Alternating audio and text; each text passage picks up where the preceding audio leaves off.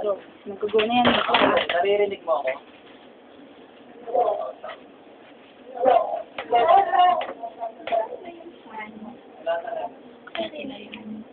Ay, ano mo kay ma'am?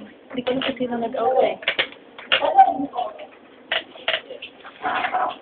Bakit nanginginig ka bakla? Siyang pinangyari. Magka-nervous yung tayo. Hindi mo pa naman kaharap yung employer. Ito.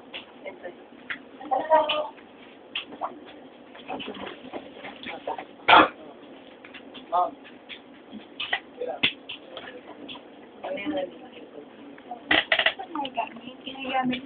It's for interview na.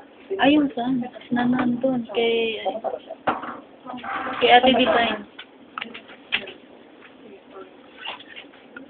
Bakla nakakabulag sa hindi. Ano ah? Ma'am, Parang hindi quiet lang tayo. Kausapin natin yung